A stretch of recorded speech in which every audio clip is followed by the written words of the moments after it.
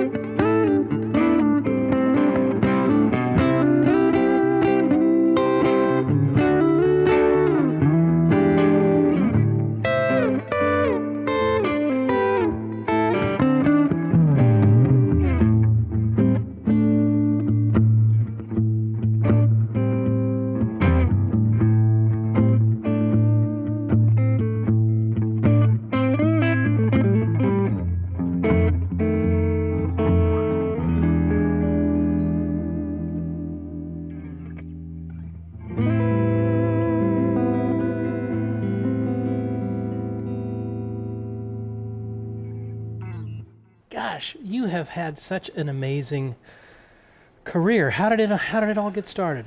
Oh man, back in my hometown, Louisiana, New Iberia, I come from a really musical family. You know, I probably would have been kicked out had I not played something or whatever. And we just listened to a lot of AM radio stuff and FM radio, you know, in the 70s, and Beatles, big thing in our home. Anybody else in your family play guitar? Yeah, my brothers. To a certain extent, all of us did. I was the youngest of 6. My sister Giselle was a singer, a guitar player. My brother Reed is a bass player. My brother Ken is a guitar player. My brother Ken taught me how to play, and I was in a little band with my brother when I was 10 with Reed. And now, I still have it. What brought you to Nashville? I moved in '99, essentially. Came to do the Christian music thing, CCM, and just, you know, what you do when you come to Nashville, you just become part of the community. Yeah. You know what I mean? You just get a job and you do whatever, and then you meet people, and that kind of snowballs into stuff, you know. And you first started playing with Nicole C. Mullen? Nicole Mullen, that was my first kind of CCM thing. Yeah, I played with her for 1.5 years, maybe 2 years. Yeah. And then you were with Mark Schultz Mark for a while. Schultz, what a guy. Love me some Mark Schultz. Funny. Have you ever met him? I've not met him, no. God, what a funny dude. Good dude, really good dude. And then I played with a few different artists here and there. So you're out. You're playing on the road. I'm out playing, yeah. Living on a bus, being away for a couple of weeks at a time, sort of a thing. Yeah. You know, I did a bus thing this summer, and I hadn't done a bus thing in a while. I was playing. I tell you how I got to my first kind of with Kenny. You know, Kenny. I was with him for 16 years. I'm still with him, I guess, but he retired. Yeah, Kenny Loggins. Last year, Kenny Loggins. Yeah. Everybody should know, right, Kenny? Yes. How did you get that? That was connection with Chris Rodriguez, wasn't it? Chris Rodriguez, love him. I was playing with a country artist. We opened for Keith on his first kind of big tour. The big Keith Urban tour, It was the Be Here tour. Yeah. Katrina Elam, God bless her. And Chris and I hit it off, and backstage we jam on Beatle tunes, and my wife was a hairdresser, and so she started cutting kind of everybody's hair on the tour, you know. Yeah. And Chris's wife at the time asked her if I would be interested in subbing for Chris on the Kenny stuff, and I had Kenny might as well have been McCartney. Yeah. You know what I mean? He wasn't a Nashville guy, you know. And now, about when was that? That was in 2000. That was in 2004, the tour. Yeah. And so she asked my wife if I would be interested in doing that, and I would, of course, I would, you know. But it took another couple of years till it actually, you know, came to fruition, you know. And my first gig with Kenny was in April of 2008, and there it is. Which I would think that would be a tough gig to just hop on and. That's a hard gig. Yeah. It is a lot of playing, a lot of music. A lot of singing, a lot of playing, a lot of changes. It's a tough gig. It stretched me so much. I'm so thankful I had that opportunity because, man, it's a hard gig. Kenny is a demanding guy. You know, he always has really great players. And, man, I'm just so thankful that I had the time. I spent the time with him like that. And I got to thank Chris and Gene Miller. They put a good word in, and that's a 16-year career for me. So I'm really thankful. When you were playing with Kenny, did Chris come? No, not at the beginning. Because I think I saw on his Facebook page that he would occasionally. Oh yeah, what happened? Kenny had like back surgery. I forgot now. The time is just kind of. I think it may be 5-6 years in, and so the doctor said you can't carry a guitar all night. You know what I mean?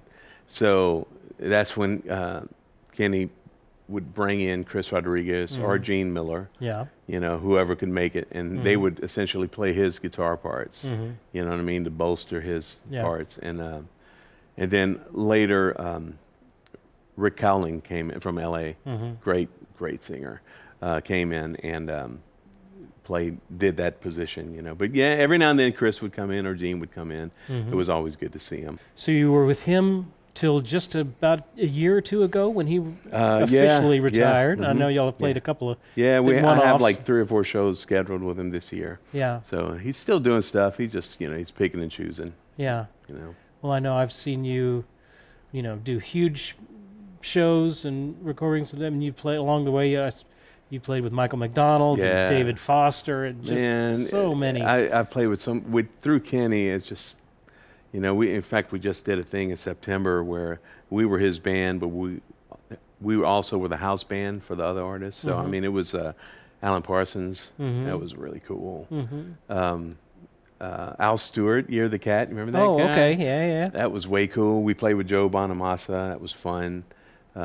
He had his, you know, $250,000 Dumble, and and his whatever, you know, $100,000 Les Paul, and that was fun. And who else was there? I don't know. And Richard Marx. So it was way cool. And so through the years, man, through the Kenny thing, I played with so many people. You know, it's been complete blast. Yeah. What an honor. Very to be able thankful. To do that. Yeah. Very thankful. After that, you've been doing stuff around town, and now you've been filling in Kansas. Yeah, that's a whole, man. How did you get connected in with the guys with Kansas? A couple of years. Well, this kind of goes back a few years. I was playing at the South by Southwest thing. Yeah, Austin. Yeah. And me and Tom Breckline, who's at the time was the drummer for Kenny, and he's look him up. He's fabulous. Played with Chick Corea, and they play with everybody, and he's just a great player. Anyway, so we were walking around. They had kind of like a mini NAMM show, and they had a Casio booth. And Tom Brislin, who's a keyboard player that I saw play with Yes in Nashville maybe a year or so before that. And he also had a power pop band. Spiraling was the name, and I really liked him. And I noticed him at the booth, so I went up to him and talked to him. Years later, he became the keyboard player for Kansas in the MD. And I just got a call from him maybe 2.5 years ago, I guess now, asking me if I would be interested in subbing for Rich Williams, you know. And it might as well have been the Beatles, man. I mean, it was that, for me, I was like, that's like a no-brainer, of course. And I guess it finally happened a year later or something, where I got the call to come in and sub for Rich. And this is really, really cool. It was just so happened to be in Topeka, which is their hometown. So Kerry Livgren was there, and Dave Hope, and you know, my first gig with Kansas, Kerry and Dave were sitting by my amps the whole night. I'm like, and my amps are kind of loud backstage, you know, and I'm like, oh my gosh, it was a little bit of a thing, you know, they're hearing every note, you know. But the night went really well. Good. And since then I've played, I don't know, I've probably done maybe 10, 12, 13 shows, 14, 15, I don't know. It's been a few. And Rich, you know, he's been kind of just taking some time off here and there, you know. And you know, if anybody deserves some time off, it's that guy, man. He's been just a staple in that band for 50 years, you know. So he's, you know, so I'm happy when they call me to take his place. Tell us a little bit about what you're playing today. Tell us about that amazing guitar. Man, this is a really cool guitarist, James Tyler. You've heard, and man, completely love it.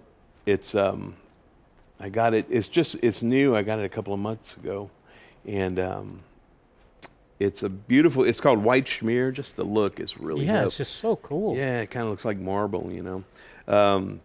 And I outfitted it with this Vega trim, which is a great whammy bar. I have it on all my guitars that have like a traditional bridge on it, a vibrato bridge, and it's I love it. Can't say enough about it. These are stock pickups on this, and they're great. Can you run us through some of the sounds? Oh yeah, man. Like I'm still kind of learning it here, but I can get some really cool glassy. All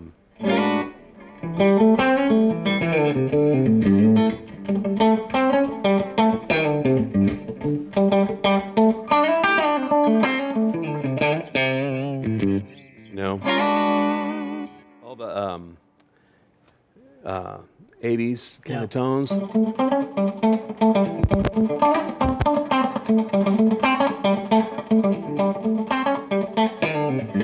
All that, and one cool thing, I may get a little loud, but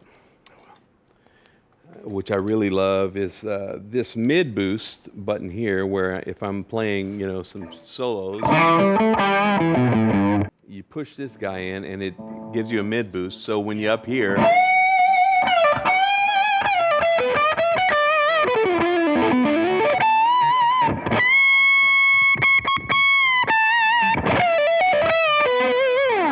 kind of gives you just girth up here where it doesn't thin out, Yeah. So that's super usable. These are 3 series parallel knob buttons, and that's where you can get that real glassiness, It has stainless steel frets, which I am a fan. I am a fan of stainless steel frets, man. I love the way they feel. I guess some people say they are brighter, but I mean, I don't know. It doesn't. To me, it's not like super noticeable. Yeah. And I just love them, for sure. It's just a gorgeous instrument. It is fantastic. It's also kind of hollow. And so it's super light. Yeah, it's as light as could be. Yeah, love it. And so this is when I go out with Kansas. This is the guitar I'll take, because it has everything I need to do that gig. Well, talk us through your pedal board here for a second. Okay. You don't have. I've seen a whole lot more involved pedal boards. Man, I just don't. I don't have a ton of pedals. I have my 3 or 4 gains, and I have a delay and some chorusing, and that's about it. So this is a multi-effect. This plethora. It's a TCA Electronics, so it's small. There's tons of different modulations and delays in it. Can you walk us through just a few of the main sounds? Yeah. Like one thing is really cool if I'm doing like worship stuff.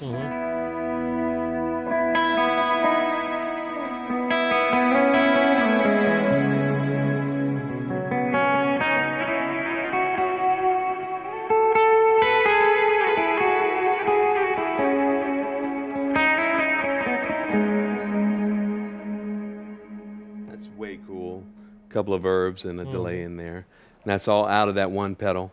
And but with the my Kansas pedal board that I take out with that gig is essentially the same, but I have a Brigadier, a Strymon Brigadier delay. Yeah. So that's what I have. I don't need all that with the Kansas thing, but I do have on all my pedal boards the True Tone Route 66. Yeah. And the VSXO, which I see you have as well. Yep. And I love that pedal. That is a fantastic pedal. I have the Rev G Series. And what is that doing for you? That is another gain, kind of a harder gain. Oh, I have a tremolo on it. That kind of thing. Yeah. The fuzz I don't use much, but it's a really cool. It's an old angry fuzz by what used to be Visual Sound. Yeah, back in the day. And it's just a really cool fuzz. I use that, and that old Vox Wah. I use that, and I just got to say this dang visual volume pedal, which they don't make anymore. And I love it.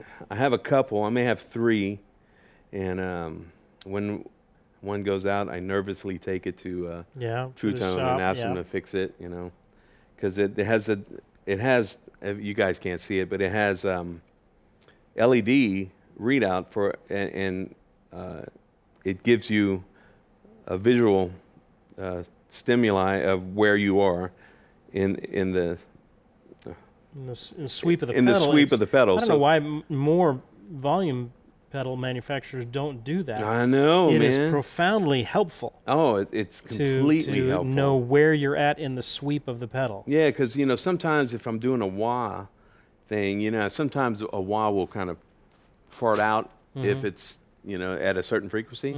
I know that if I'm just one LED above mid, it sounds sweet right there. You know what I mean? Yeah. Let's talk about a few things. I see some of you guys have already got some questions. My good friend Noah is asking, how do you prepare to take on such diverse gigs? Learn the catalog of songs. Yeah. How do you prepare for? You dive in. I probably start by listening, just kind of casual listening, so I don't stress myself out about it. You know what I mean? In the car, I start kind of getting myself familiar with the tunes I need to learn, and then the next phase is like jumping in and learning everything spot on, charting it out. Because charting helps me remember the song. Yeah.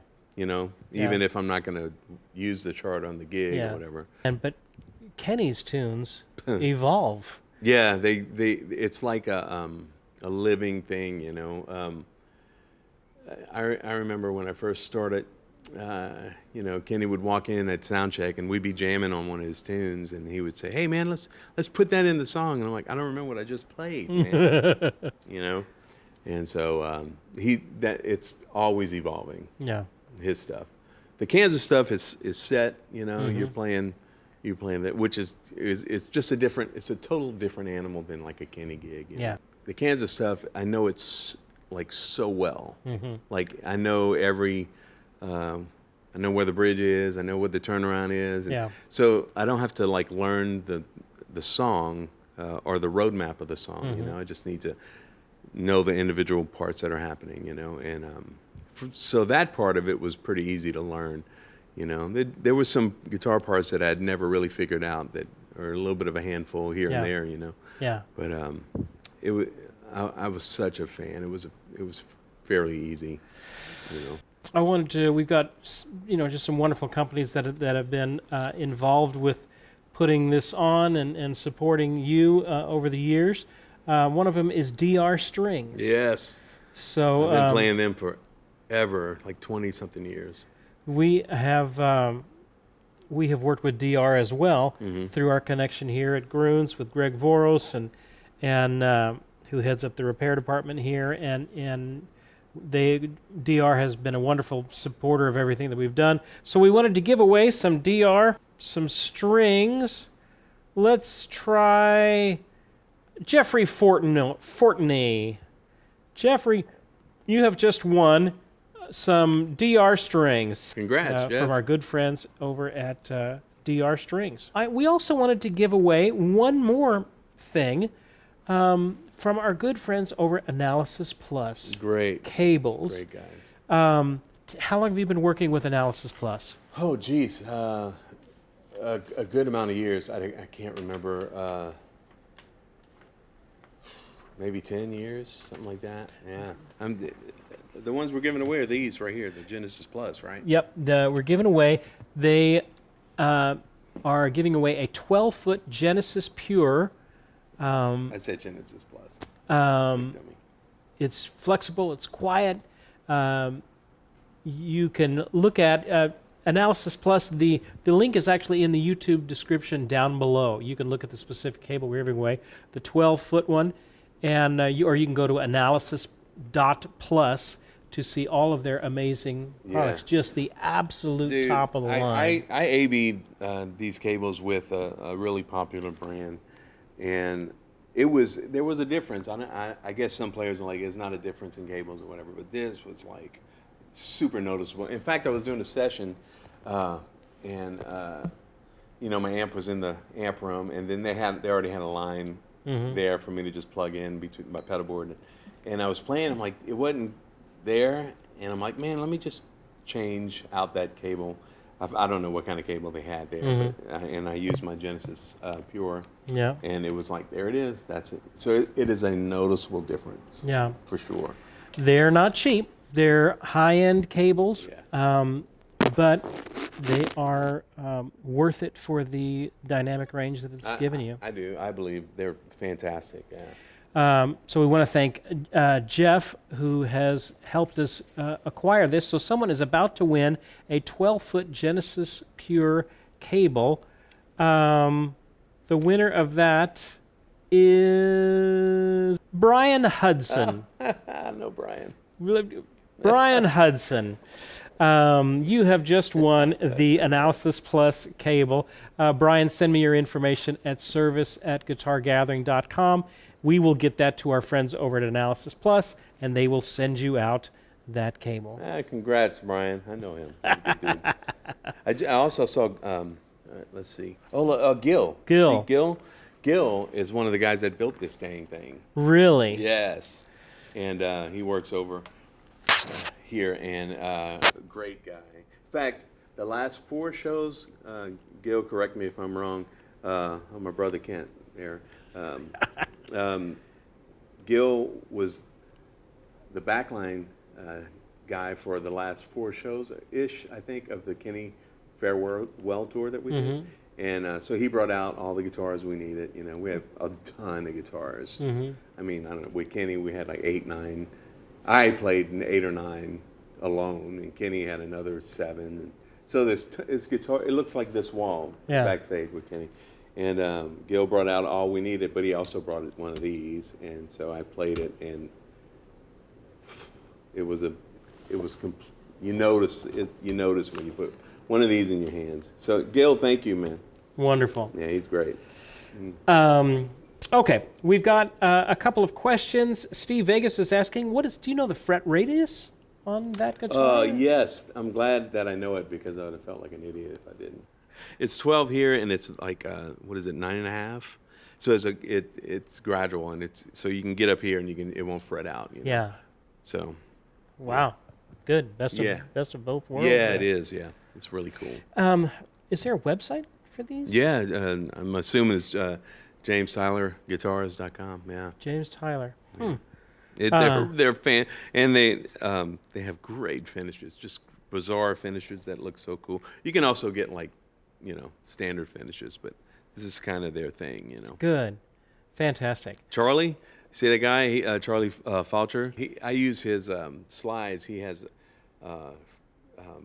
great slides made out of titanium, and he's just fantastic stuff. Thank you, Charlie. Furious slides. I didn't name it. Furious slides. Yeah. Brian is saying, a good question. Do you get a lot of rehearsal time when you sub with bands, or is it find a spot, go? It depends. Well, I really not much. I can't say. Usually, you just learn it, and I mean, I haven't had a lot of time before a gig. For a lot of gigs, it seems like you just kind of show up, and like for Kenny, it was basically, okay, here's the set, here's all the parts, learn them, and then we'll see you I played 2 shows in Atlantic City with him, and I didn't even meet him until the show day. So it was a little bit like, okay, So sound check was the first time I'd played with them. Wow. And essentially the same thing with Kansas. They sent me the stuff, learned it, and then we had a quick rehearsal the night before, just with small amps, played through the set. But I mean, I don't really have memory of any gig that had extensive rehearsal before that. So you kind of fly in, Yeah. But if you show up prepared, you're good, Yeah. Learn the parts and just go, Yeah. Especially if it's someone who you're kind of enamored with, an artist, You just kind of, hey man, they put the pants on the same way I do, and let's just play some music. Let's talk about guitar playing a little bit there. I would love to kind of get your thoughts on so many different issues. Do you have specific exercises that you work on a daily basis to keep some of your skills up? Keep your hands strong, bends, that sort of stuff. Man, I find I just play. Just play. Yeah, I'm not. I wish I could say I had tons of things that I do, but I just I just play, and it helps that I have a lot of stuff to work on, Yeah. And then I'm just always playing, and it keeps me fresh. Well, let's look at it this way. What are some of the more challenging Kenny Loggins licks, which is so guitar heavy? Yeah, that you could illustrate for us. I don't know if there was anything like from a guitar perspective super challenging. It's more. You got Danger Zone. Danger Zone, that and that's just blowing and going there. Can you play us a little bit of what you would play on that? Yeah.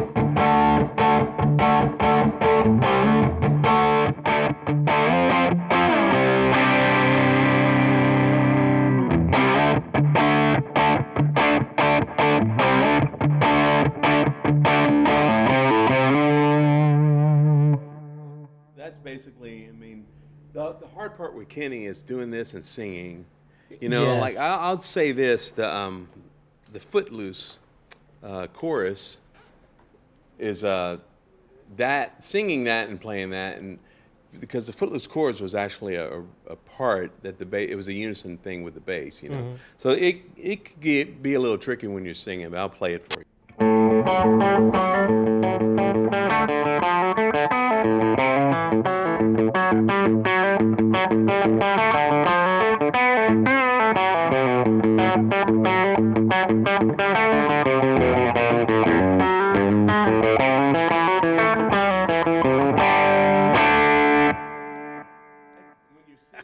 Over on the top of that, it could be a little bit of tricky Yes.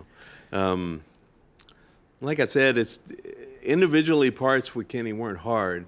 It was just he would change them a lot, Yeah. And you're like, oh man, I don't remember what he, where he wanted me to go after that or whatever. But What about something softer and sweeter? Welcome Pooh Corner or something like that. Let me see if I can even remember it. It's been quite a while. That's a really cool part. Let's see.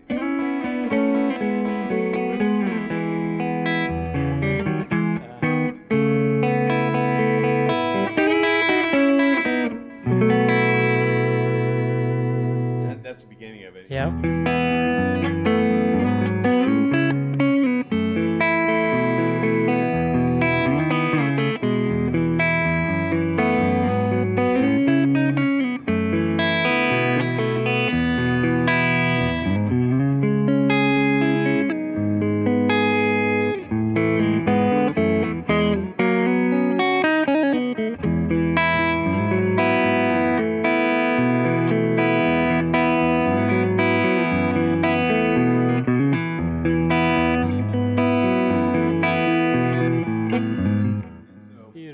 Yeah, and I was playing it a little faster than we normally do it, and that's an acoustic thing. So Yeah.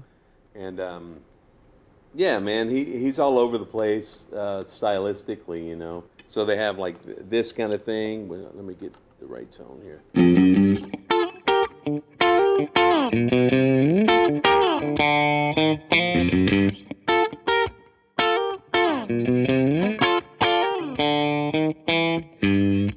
Yeah.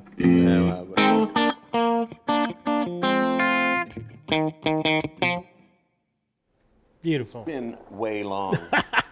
And we have a show coming up. I need to kind of get that stuff under my fingers again. Any advice for guitarists trying to, get into the biz or to do something that you're have kind of grown into of playing with these different groups? I know a lot of guys dream about doing that.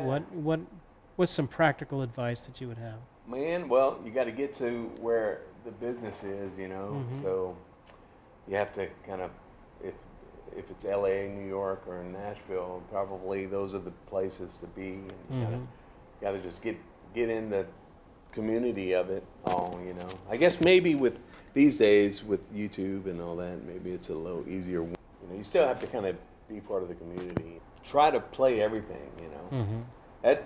When I was younger, I tried to play every style, and you know, like I wasn't like schooled, you know, on the guitar, but I still, any record that I had, I try to learn it, you know, and which was great. I came up through a really great guitar time, you know, learning Steve Lukather, you know, Kansas, Boston, and just R&B stuff. You know, I was really big into Al Jarreau, you know, his pop stuff that he did. So cool, man.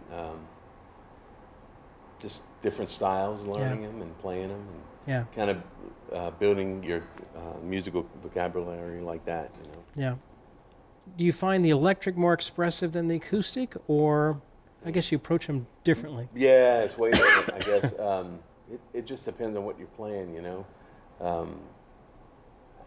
I guess, you know, when I'm in a zone on the electric, there's so many voices you could do on the guitar. There's so many things you can do to change your tone while you're playing. You can back off on the volume, and that's different tone than backing off on your volume on your pedal. You know, it's like a different, this may cut some tone a little bit, you know, and this won't, and so you kind of want to do that, or this may, you know, you find a sweet spot where the gain is cool, and you use it. There's so much you can do on the electric that you can just get into this. Jeff Beck was a great example of that. He would do 5 things at once, you know. He'd use his whammy, he'd do this, he'd go over here, and he'd play here, and there was so many things he'd be doing, you know, where he picks here, or, you know. When you were dialing in an amp, like what amps are you typically playing through for, like, Kansas? Yeah, well, Kansas, I'm using the not this amp, but this brand, Rev amps. Yeah. And I have 2 D40s, and they both have a 212 cab. And so I essentially use the clean channel. It's a 2-channel amp, and the clean channel is like a deluxe or a Fender Super kind of thing. And I had the clean a little bit hairy, you know, and then I have a gain stages, you know. I have my little bit pedal, my little more pedal, then I have a lot pedal, and then I have my pedal that sends the lot pedal into a really a lot, you know. So essentially it's adding little bit by little bit to change your gain. I don't have just one pedal that this is the pedal, the button I press for a searing solo. It has to go back to the little bit pedal, and then the little, you know what I mean? Yeah. So it's gain stages for me. Yeah. And so my clean is set fairly hairy, you know. It's not super brittle clean. And if I do need to be clean, I'll back off on my volume pedal to find that sweet spot there. You know what I mean? Yeah. And I have my compressor I use almost all the time. Yeah. Except if it's some kind of jazzy thing where, you know, you need to be really subtle. But for the most part, you know, it's on most of the time. Yeah. The D40s do have a really great second gain channel, but I haven't put that into my rotation yet, you know. Yeah. And with Kenny, because we fly so much, I use just a couple of deluxe reverbs, you know. Yeah. That's safe. Just with whatever town you get in, you just have those ready for you. Yeah. Backline. Yeah. Yeah. Brian is asking, what are the decision points when soloing for bends and vibratos? Oh man, I don't think so. You know what I mean? I think I just read a really cool quote. It said, "Thought is the." You might have heard this quote. Thought is the kills creativity, or something like that. When you're playing, or flow, it kills flow. Yeah. And I usually don't. I don't think much when I'm going for a solo or anything like that. Yeah. I'm just, you know what I mean? Yeah. If I'm thinking, I usually mess up. Yeah. Brian is also asking, what's your favorite Kenny Loggins, Toto, or Kansas song to play live? Oh, okay. Well, he's talking about the Toto thing is because I do a band called Child's Anthem. Amazing. Oh, yeah. Thank you. and it's we play Toto music, and it's a bunch of Nashville session guys. And my favorite, I'll just say the Toto thing, man. Rosanna's always cool, and we cover that stuff to a T as well. Oh yeah, it is amazing. And so we really work hard at getting every nuance, you know. Yeah, that one's a really fun tune. Kansas, man. I really like playing Song for America, like a lot. On the last tour, we're not doing it on this tour. There was a song called The Pinnacle, which is one of the deep cuts, and I really enjoyed playing that. That one was very demanding because there's so many parts to it. It's not just verse, chorus, bridge, you know. But it was a very fun song to play. And Kenny, dang man, Danger Zone, Footloose was always fun. We also played a song called Playing with the Boys, which was fun. And I'm Free from the Footloose soundtrack was a fun song to play. I really enjoyed doing that one. I know you've had just some amazing musical experiences. Can you point to one or two that have just been really just a phenomenal experience? Like, man, you know, we did a few shows at the Hollywood Bowl, and that was kind of amazing. It was us, Michael McDonald, and Christopher Cross, and we were playing with the symphony there. And that was kind of a special night. That was for sure just one of those moments, you know. I would have to say the first Kansas show I did was like pretty mind-blowing for me. Yeah. We did a show in Franklin at that new theater. Yeah. And that was with Kenny, and that was really a cool moment as well. I don't know. They're all cool for some reason, you know. Let's try and land this ship. We wanted to play a little bit of kind of a Dust in the Wind. Yeah, man. I figured it's such a beautiful melody, right? And we just kind of jam on it. And it's not in the style of the original, but it's a very fun song. It turns out it works really well in this kind of setting. So.